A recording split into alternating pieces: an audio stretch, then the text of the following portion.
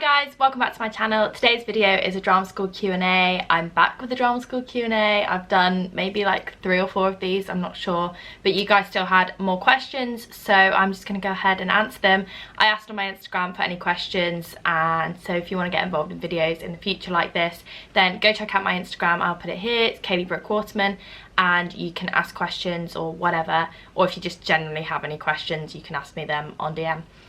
So let's get started. I really hope you enjoyed this video. If you do, let me know, give it a thumbs up, subscribe to my channel, and stay tuned for more content coming very soon.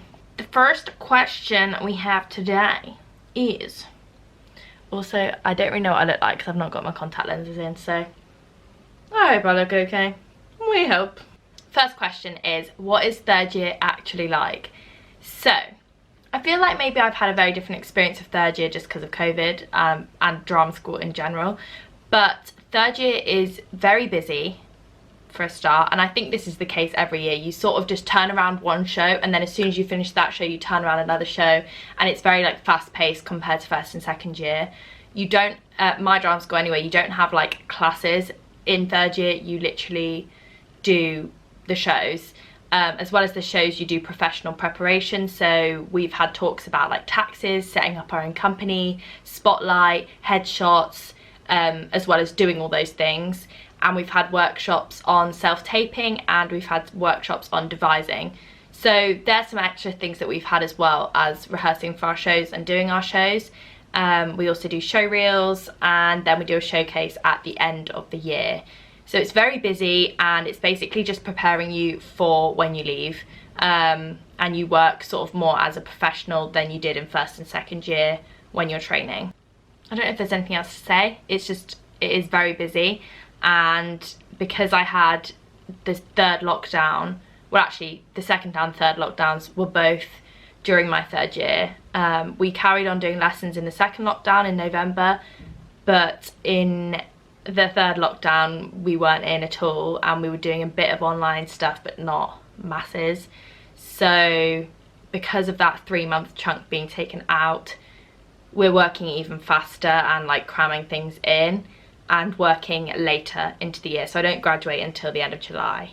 So I hope that answers your questions. I have a few daily and weekly vlogs in third year, so you can go and check those out if you want to see like roughly what my schedule's like.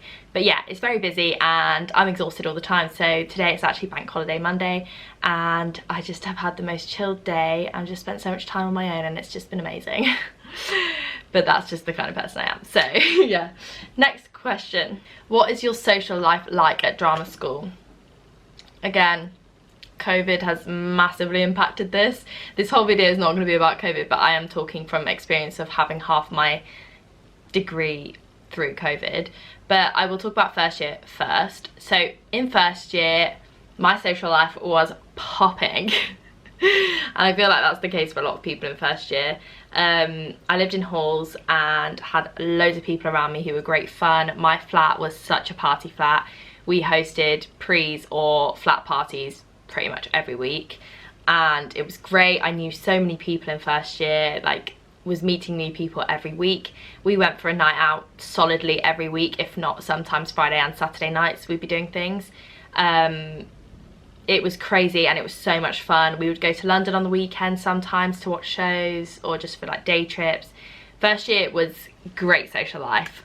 First year it was also, I think, when I had the most sort of work, because we were given like loads of extra homework and extra projects to do in our spare time. And yeah, I don't know how I juggled it all, but I did. So well done, first year version of me. Second year, lots of things were going on in my head and my life in second year, so I didn't socialise that much, but I lived in a house with people, so we were social with each other. We invited people to our house. We had a few little house parties. But we had lots of like movie nights, girls nights in, we'd like cook pizzas and all just chill and watch a movie, which was so fun. But I didn't really go out as much. I think I actually only went for like maybe 2 or 3 nights out in second year, and that was from October through to March when we went into the first lockdown. So yeah, for me second year wasn't as social, but it was social in smaller groups rather than big nights out, which I still really valued because like I was with my closest friends, and that was sort of what I needed at that time. I I'm glad I didn't go for any more nights out because the ones I did go on were not good. So yeah, I will do a whole video about second year at some point, but like let's just say I'm fine now. I was not fine at the time, and I don't even know like whether watching those videos you can even tell from second year, but yeah, I need to watch them back and see if you can tell that I was not like normal. I don't know. But I'm fine now. So yeah, I'm talking about social life. Okay, social life. Stay on track, Kayleigh. It's one video, come on. And third year social life, well, I guess it's weird because I didn't see my friends from uni for like 8 months, which was bizarre, because then coming back it felt like it had to just click back to normal, but it was so different because we'd all been away for 8 months and like done so many different things in those 8 months, and like I definitely wasn't the same person at the start of the first lockdown until coming back into third year. Like I'd had a lot of like life changes and things in my head, and just realizing things I wanted in life that were different. And yeah, I feel like third year was difficult to have a social life. Again, everything was sort of locked down and stuff. We went to a few cafes and things, and then we went for one drinks night out in October, I want to say, which was so fun, just me and a few of the girls. That was really, really fun. And then we went into the second national lockdown, so we didn't socialise. My socialising was just going on walks with one person because that was all I was allowed to do. So that was a bit shitty, not gonna lie, but it was alright, and it still allowed me to see my friends and to catch up with them. Also, at drama school, you're with people all the time in class, like, so that is a very social aspect, and yeah, you're surrounded by big personalities all the time. So actually I really like spending time by myself because of that, and it is really intense. And then when things started to open up again, it was literally like about a week, and then we went away for Christmas, and then we were away for 3 months. So, you know, I've really not spent that much time with the people around me here in the past year and a bit, because yeah, 8 months and then 3 months of lockdown, not being here. So then we came back in March, and since then, you know, everything's still sort of been shut. So we did walks, and then we did picnics. I have a support bubble this term, so I can go to their house and stuff because I live by myself here. So I can go to their flat and hang out with them, which I've done a couple of times. And now things are open again outside. I actually haven't done anything at uni yet outdoors, just because it's like the run up to show week. But I'm sure after half term, in a couple of weeks, we will make plans for indoor and outdoor drinking, eating, socialising, and I can't wait. So yeah, that's to look forward to. I don't think anything will ever go back to the first year social life I had ever. But also a lot of the people I was friends with in first year actually left the drama school, so that's why it was a bit weird going from first to second year. And then I literally hardly know anyone in the year below me and the year below that because of COVID. Well, I know quite a lot of the year below me, but the year below that I don't know any of them, so it's really, really weird. Whereas normally we would like socialise with all the year groups because it's quite a small drama school. Yeah, that was a really long-winded answer. Sorry about that one. How do you get graded on your drama school degree? So, in first, I can't remember if I've ever answered this sort of a question before on my channel. In first year, your grades don't count towards your degree, but you still get marked. So it's the same as a normal degree. If you get 70 or above, you get out of 100. If you get 70% or above, you get a first. 60 to 70, well, 60 to 69, you get 2-1. 50 to 59, you get 2-2, blah, blah, blah. And I think if you get below 40, you fail. I think that's right, yeah. If you get below 40, then you fail the module, and you might have to resit it or whatever. That's the same at drama school. I don't know how strict they are about it, because I think there's definitely people that have failed things on my course and did not resit it, but I'm not sure how lenient they are about that. I don't know the rules, but it is the same as a normal degree because it is a degree. And then our marks for second year and third year are 50-50 split. So I already know like 50% of my degree marks. I think it's like 7 modules. It's an odd number, and one of them is 30 credits and the rest are 15. I've worked it all out, who knows, but we had to do a couple of essays and then the rest are like performance and process based marks. So we're getting assessed every single day, so we have to be on our A game every single day, in all rehearsals, in all lessons, because we're getting marked as always.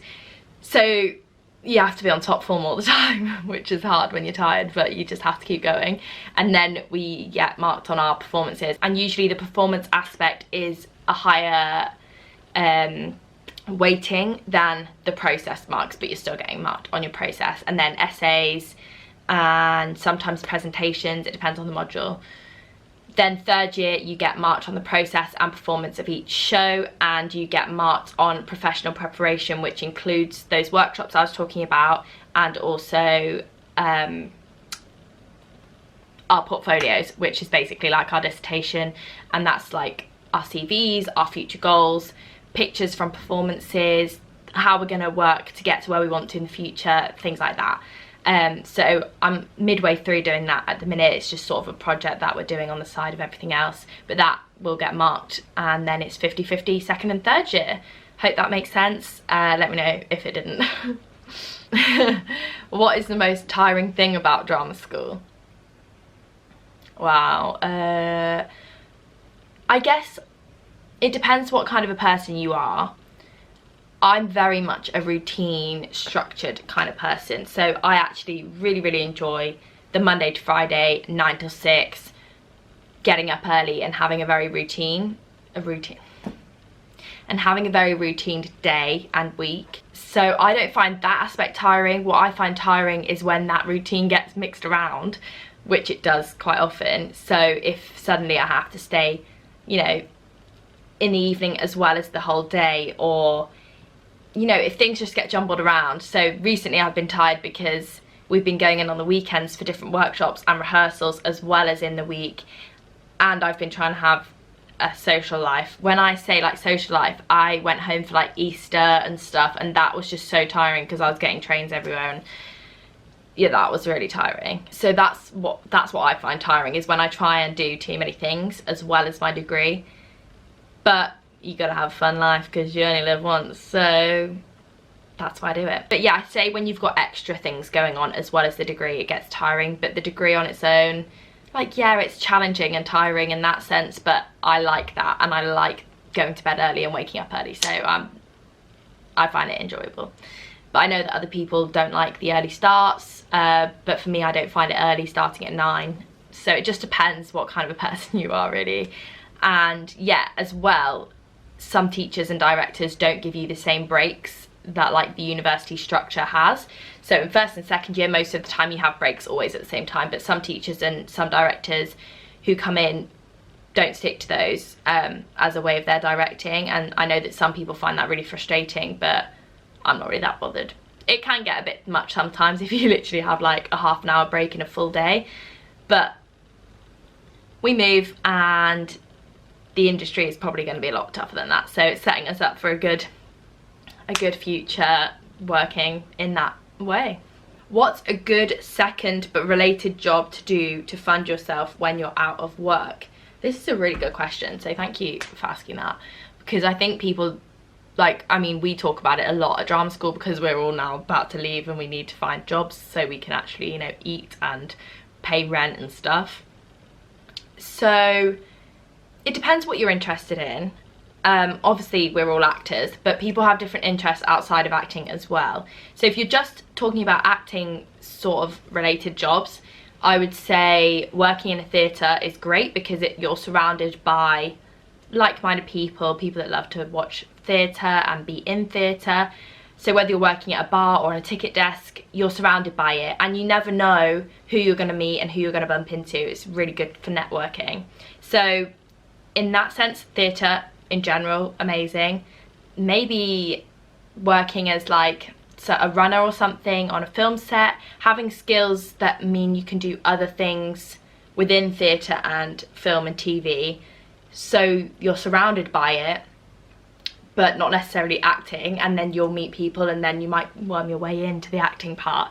So yeah, whether you do like tech stuff or stage management or costume, anything extra that you do, you might get into acting through that. A thing that a lot of people do is waitressing and bartending, and that's just because of the hours. They're flexible jobs a lot of the time, and that really helps actors out. For me personally, I used to work at a gym, not when I was acting, I mean just in my gap year. I was actually in a show at the same time, and it was really flexible for me working at a gym. So I also love fitness and loved being surrounded by that gym environment. So for me, that's something I might look into doing when I move to London, depending if it can be flexible, just because then I'm surrounded by something I love doing and it incorporates fitness stuff I like doing in that sense, not just acting, because I don't want, like, I have other hobbies other than acting. I can't see myself doing those hobbies as full-time careers, but it's nice to sometimes have a bit of a break from just performing. I mean, it really depends who you are. Like, some people will maybe do a full 9-to-5 office job while they're out of work. It depends what qualifications you have. You might have another degree. I know a lot of people do a degree and then do a master's at drama school and then go on, so they might have skills in something else. For me, my A-levels were maths, biology and drama, so you know, I could do something to do with maths and finance. It depends. I also love working with children. I've done like children's holiday camps before, so working maybe at a school part-time or doing tutoring, or I don't know, working with children, doing a drama club maybe, something like that. Maybe even starting up my own business one day. I've had a clothing company before, I'm wearing it right now, so maybe bringing that back when I've got more time, or starting a new clothing company now. I've done that once with my brother and we know what works and what doesn't work. Yeah, there's so many different avenues you can go down, and it really does depend on you as a person and what you're passionate about, but also something that's flexible that allows you to still go to auditions and still put a lot of time and work into applying for auditions, going to them, and then if you do get cast, you know, doing the show or doing the film or doing the TV program, whatever it may be that you go into. One of the questions is, what's it been like during COVID? But I feel like I've covered that. But to summarise, so I sort of spoke about COVID in terms of like the whole thing, but in terms of class, we have to keep distance from people that aren't in our bubbles or households. We have to wear masks all the time, we have to sanitise, we have to mop floors, we have to air out rooms and studios if we're swapping throughout the day. We have one-way systems the whole way through university. We have to have COVID tests twice a week. If we're doing shows and we take our masks off, we have to have COVID tests. Yeah, we can't touch anyone unless they're in our support bubble or bubbles or households, whatever you want to call them. I feel like that's everything. It's quite strict. It was a lot stricter in October, November, December, definitely. We can now stand 1 meter away from people rather than 2, which is great. Still too far. I love hugging people. I really miss hugging people. So yeah, that's in terms of like actual lessons and stuff, that's what it's like at the minute. How do you find opportunities before drama school? Okay, so depends where you live. I mean, I literally come from the middle of nowhere and I found opportunities, which is amazing. So it depends where you live and what there is around you. Amateur theatre groups are amazing. If you can already get yourself on Spotlight and start applying for work, then go for it. It does cost to be on Spotlight and you have to put in the work to apply for auditions, but if you want to do this, then go for it. I did an amateur show, but it was to a professional standard, so we were in rehearsals a few times a week and the show was like a full summer run, so that was a really great opportunity for me. So if you can get anything like that, or if there's a youth theatre group near you, I know most youth theatre groups go up to the age of like 26, if there's something like that near you, just put yourself out there as much as possible. Message other people in your area that are also performers. You might get some good contacts, you might be able to start your own show with them. I really did want to create a show and take it to the Fringe, but that just never happened. I then wanted to do it, you know, last year, and that never happened either. So yeah, something like that. Even just like writing your own scripts, doing monologues and filming them and putting them on YouTube, you know. Just think, if you can't go out and find something, creating work for yourself is what I do.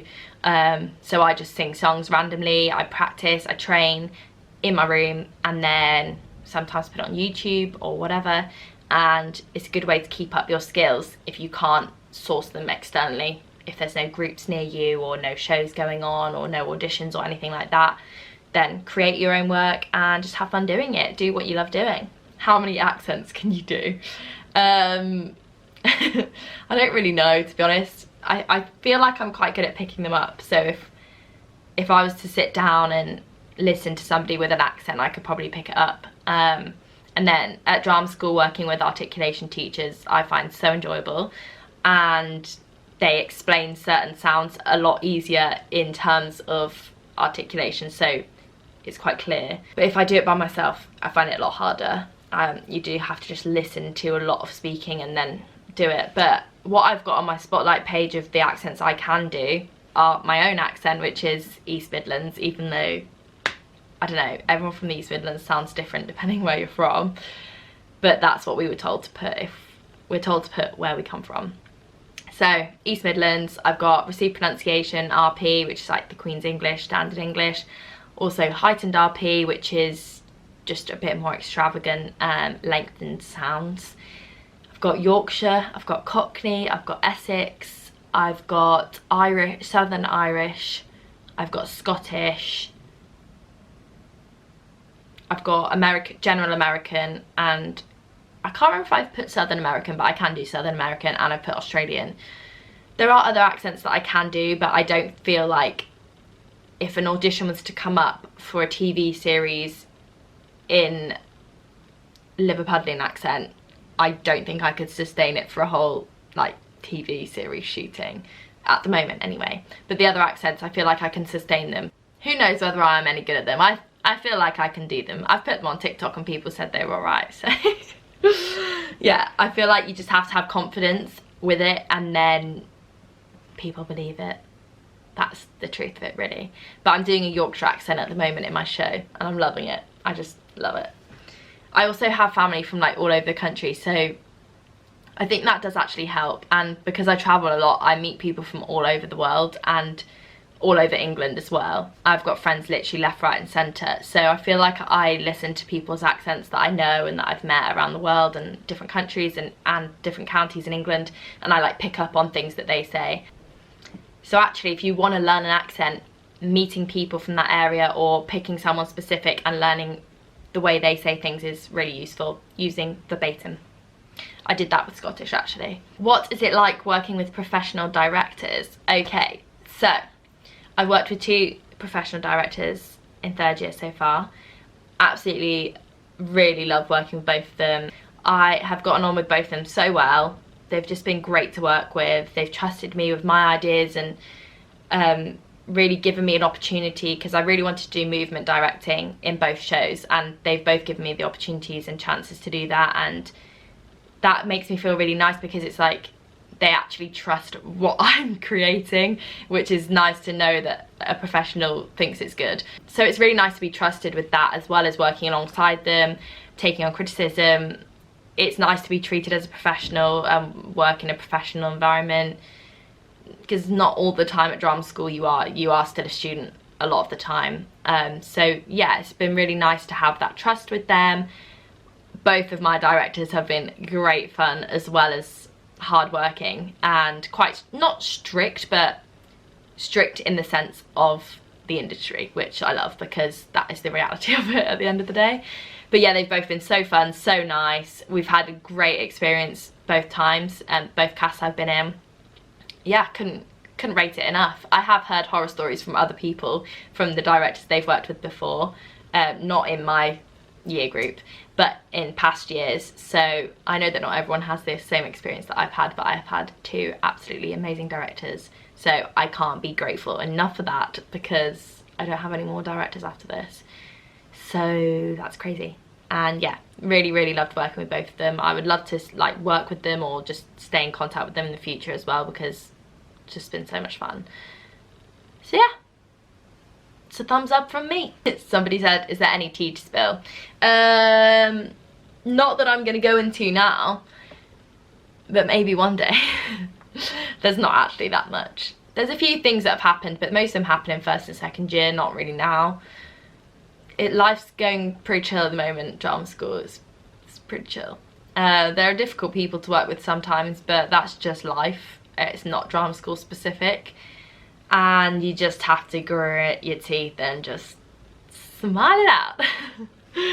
But yeah, I don't have any tea to spill right now. Oh, this is a good question. What is it like working with such a variety of people? I absolutely love it, because before I came to drama school I thought everyone would be the same. I thought everyone would be like me and be quite confident and loud and outgoing, but it's not at all. It's actually completely the opposite. I think there's a wider variety of people here than there are from my school, from my area, absolutely from my area, from my school, from my drama set at school, from anything I've ever experienced before being here. My course really does help that, because it's world performance. There are people from all over the world on this course, and that is amazing, and our one passion that we all share is performing. So that's really nice, because other than that we all have very different cultures, lifestyles, religions, you know, beliefs, and that's so nice that we can discuss all of those things and all be friends with each other and work with each other, and we're sort of all here for the same reason, but we've all got such different backgrounds and lives before here. So yeah, it's like I'm way more open-minded and just realise so much more about the world now than I did when I first started this course, because of the people I've met, and it's been great.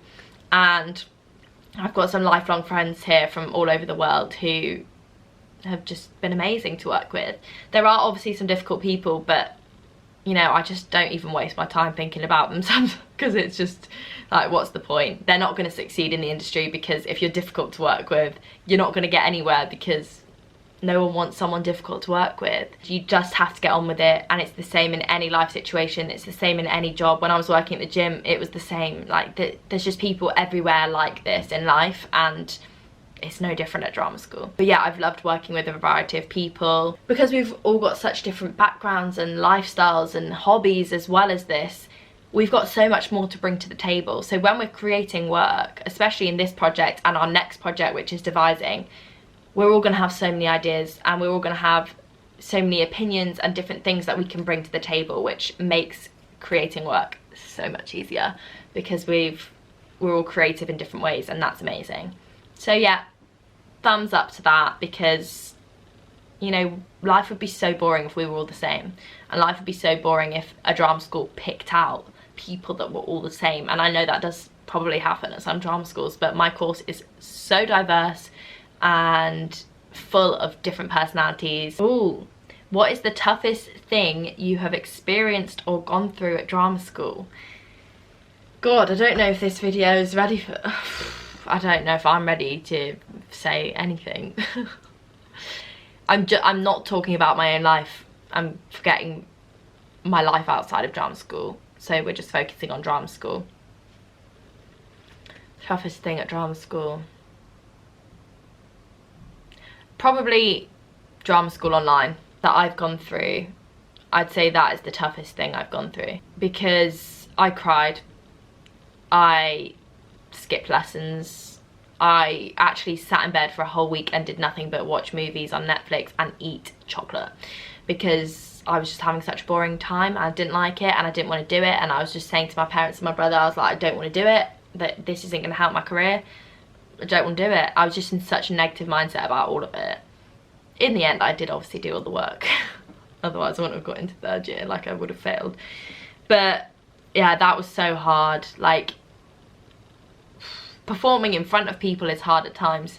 Performing to a webcam on a laptop is just awful. And we were doing possibly the worst modules we could have done on Zoom. Like, anything else maybe would have been fine. We were doing clowning and commedia dell'arte on Zoom. We did Buto via Facebook videos.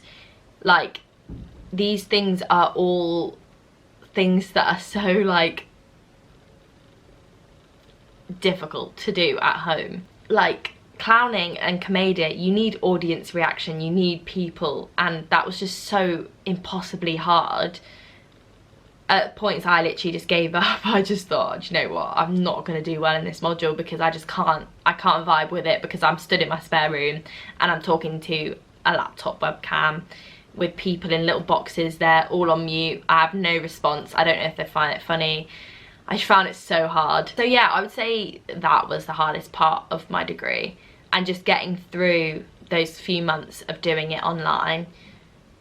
Yeah, but I'm so glad I was at home and I had my family around me, and you know, I was in the countryside. Like honestly, I couldn't have done it if I was here probably in lockdown. I don't know how anyone did who was here. Like creds to them, and creds, like some of them probably watching this video, creds to you guys, because I don't know how you did it. Yeah, there are other things at drama school that have been tough, but I wouldn't say anything was as tough as that. Like that was a whole experience, and I feel like it's made us all so much stronger. Other than that, nothing really that tough or drastic has happened. Like little things here and there have been difficult, and things that maybe I've thought, oh god, what am I doing? Like I don't want to do this, or this isn't the thing for me. Like there's things that I haven't enjoyed, but just get through it, the same as anything else. But the only thing that I would say is really, really tough, to the point where it's like an awful experience, was COVID online. Drama school online. And I never want to do it again, and I really hope it never happens again. So that is it for this drama school Q&A. Thank you to anyone who's sent in any questions. I hope these answers have been clear.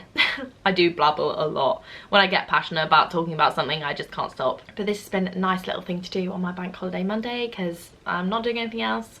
You best believe I'm going to take my makeup off and go sit in bed and do some reading or watch some YouTube. But I hope everyone is staying safe. I hope this video has helped. Go check out my other drama school Q&As. I'll link them all down below. There's several of them throughout the years, and hopefully they can answer a variety of questions. If you've got any other questions, just comment them down below, or you can message me on Instagram, as I said before. And yeah, I'm happy to answer anything really. If you have any content ideas, then just let me know, because I'm trying to do a mixture of drama school, lifestyle, vlogs, all these different things. But if you've got anything specific that you want to see, then let me know, and I'll see you guys in the next video. Thank you so much for watching. Bye bye.